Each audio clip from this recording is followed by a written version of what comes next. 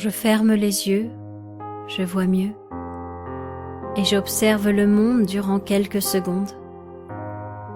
Je vois des gens qui courent dans tous les sens, comme s'ils avaient perdu leur boussole.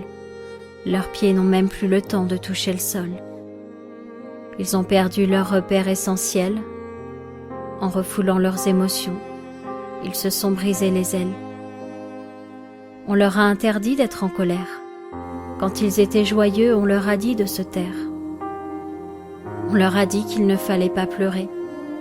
Quand ils avaient peur, on les a même ridiculisés.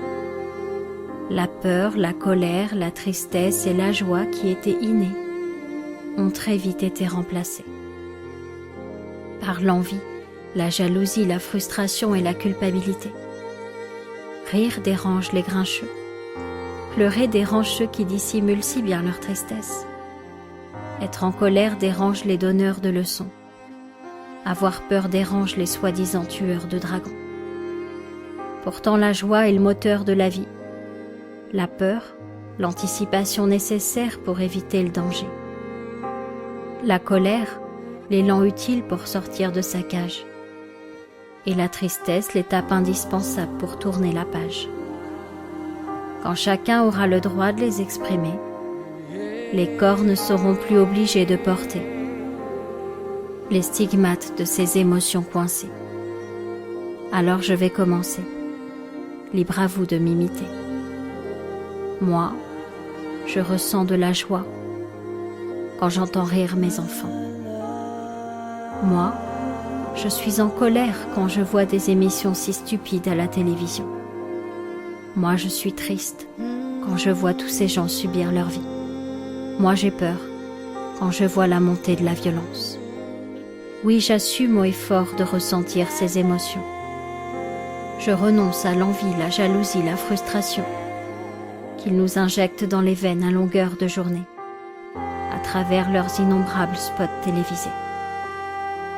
Ils veulent nous faire croire que notre voisin d'à côté est plus heureux parce qu'il a une plus grande télé, une plus grosse voiture et une femme liftée, qu'il a fait paraître heureuse tellement sa peau est tirée. Sinon, elle ne sourirait jamais. Acheter est censé nous rendre heureux, mais le soir, quand on se couche frustré, on est malheureux de ne pas posséder le dernier objet à la mode. Alors on court tous après la carotte, car c'est sûr, cette fois-ci, c'est celle-là qui nous rendra heureux. Moi, personnellement, ça fait longtemps que j'ai arrêté de courir et renoncé à revêtir leur déguisement de mouton. Ça fait longtemps que j'ai quitté ce rôle de pion, qui ne ressentait plus aucune émotion. S'il y a tant de cancers en ce moment, c'est sûrement parce que cela fait longtemps que tous ces gens n'ont plus accueilli les émotions qu'ils ressentaient. Alors exprimez-vous, riez, criez, tremblez, pleurez. Libérez-vous de ce sarcophage d'émotions refoulées.